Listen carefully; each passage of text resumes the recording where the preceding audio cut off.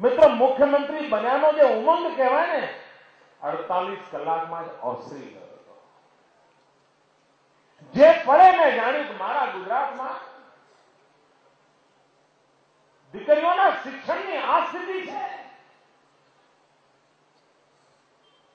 પણ એ જાણીને ડરી જવું, માથે હાથ મૂકીને પોક મૂકવું, ભૂતકાળમાં બધા આવું કરીને ગયા, ભૂતકાળવાળા બધા નકામા હતા, એવા બધા આરોપો પ્રતિ આરોપો કરીને છૂટી જવું.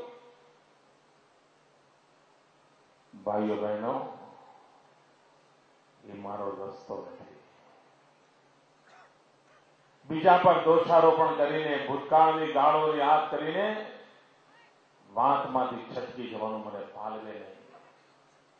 એ જ પડે મનમાં નક્કી કર્યું હતું કે ગઈકાલ જેવી હતી એવી હશે.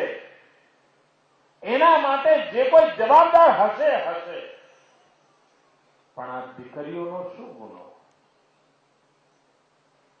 એમની સાથે કેમ અન્યાય? દીકરી શિક્ષણથી વંચિત રહી જાય, એવો તો કેવો સમાજ, એવી તે કેવી સરકાર, એવું તે કેવું પરિવાર, એવા તે કેવા મા બાપ. અને મનમાં એક કસક જાગી, મનમાં એક પીડા જાગી.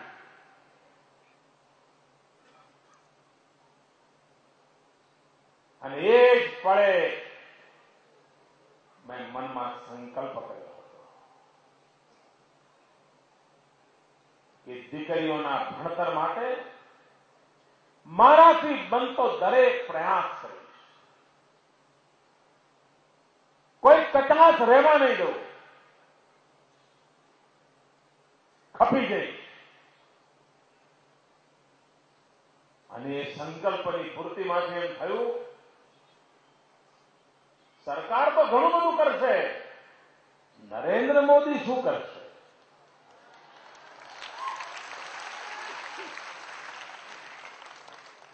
અને ત્યારે મને ઈશ્વરે એક રસ્તો સુધાર્યો. ઈશ્વરે મને એક માર્ગ બતાવ્યો. અને માર્ગ એ હતો કે હું જ્યાં પણ સમારંભમાં જઉં મુખ્યમંત્રી તરીકે, લોકો મને ભેટ સોગાદો આપે. હમણાં અહીંયા પણ તમે જોયું, કોઈએ તલવાર આપી, કોઈએ મૂર્તિ આપી, કોઈએ શાલ ઉઠાડી, કોઈએ સાફો પહેરાવ્યો. મને એમ થયું, વાહ, અને મુખ્યમંત્રીઓ એટલે કેવી સરસ સરસ ચીજો મળતી હોય. મળે ને, તમને મળતી હોય મને મળે. અને આજકાલ તો રિવાજ છે, જરા તમે મુખ્યમંત્રીઓને જરા વધારે મળે, સારું મળે. અને એવી સરસ ચીજો આવે દોસ્તો, એવી સરસ ચીજો, આમ મન થઈ જાય. એમ થાય કે આ વસ્તુઓને આપણે જરા ઘરના રૂમમાં મૂકી હોય તો મહેમાન આવે છે, કેટલું સરસ લાગે. આ ચિત્ર આપ્યું હોય તો આમ દિવાલ પર મૂક્યું હોય તો હો કોઈ જુએ તો આપણને પૂછે, વાહ સાહેબ ચિત્ર ખૂબ સરસ છે. આખો રૂમ દીધી ઉઠે છે. ક્યાંક ફૂલદાની મૂકી હોય, ક્યાંક ચિત્ર મૂક્યું હોય, ક્યાંક મૂર્તિ મૂકી હોય, કંઈક સરસ મજાની વસ્તુઓ ગોઠવી હોય તો ઘર કેટલું શોભ્યું છે. મિત્રો, તમને પણ ઘર શોભે, ગમે કે ન ગમે? તમને પણ કોઈ વસ્તુ આપે તો એમ થાય ને, ચાલો દિવાલ પર ફોટો લટકાવીએ, ટેબલ પર કોઈ વસ્તુ મૂકવાનું મન થાય કે ન થાય? જેમ મિત્રો તમને થાય ને, એમ મને પણ થાય. હું પણ એક મનુષ્ય છું, તમારા જેવો સામાન્ય માનવી છું, મને પણ ઈચ્છા થાય. પણ એ પરે મારા મનમાં વિચાર આવ્યો અને મારા આત્માને પૂછતો હતો કે ભાઈ નરેન્દ્ર, શું તારું કામ તારા ઘરની શોભા વધારવાનું છે? તારા ઘરની દિવાલો સરસ મજાના ફોટાઓથી સુશોભિત કરવાની છે? તારા ઘરના ખૂણાઓ જાત જાતની કલાકૃતિઓ મૂકીને સજ્જતીને મૂકવાની છે? અને એ જ પળે ઈશ્વરે મને સુજાડ્યું કે ના, મારું કામ મુખ્યમંત્રીના ઘરની શોભા વધારવાનું નથી, મારું કામ ગુજરાતની શોભા વધારવાનું.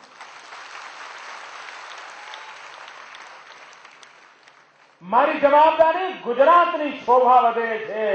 અને એ વખતે મને લાગ્યું કે ગુજરાતની જો શોભા વધારવી હોય તો ગુજરાતનું મોંઘામાં મોંઘેરું કોઈ ઘરેણું હોય તે મારી ભણેલી ગણેલી દીકરી. આ ભણેલી ગણેલી દીકરીઓ હોય એનાથી મોટું ગુજરાતનું કોઈ ઘરેણું ના હોઈ શકે. અને એ જ પડે મનમાં નક્કી કર્યું કે જે ભેટ સોગાદો મળે છે એ ભેટ સોગાદો સરકારની તિજોરીમાં જમા કરાવી દઈ અને સરકાર એની હરાજી કરશે. અને હરાજીમાંથી જે પૈસા આવશે એ પૈસા ગુજરાતની દીકરીઓના ભણવા માટે ખર્ચી નાખશે.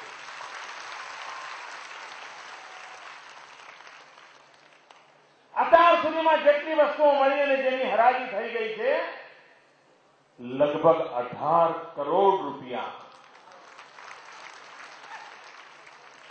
ભાઈઓ બહેનો, જૂનો ઇતિહાસ એમ હતો કે ફલાણા ભાઈ આટલું લઈ ગયા, પેલા ભાઈ આટલું લઈ ગયા. મેં નવો કિલો ચાતર્યો છે કે આ મુખ્યમંત્રી આટલું મૂકીને ગયા.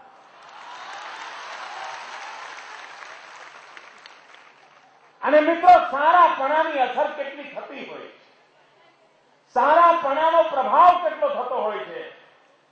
એક જમાનો હતો કે મુખ્યમંત્રી કોઈ ગામમાં જાય, આમ તો પહેલા બહુ જતાય નહોતા. ગુજરાતના બધા મુખ્યમંત્રીઓ ઉમરેજ જેટલી વખત આવ્યા છે ને એના કરતા વધારે વખત હું એકલો આવ્યો.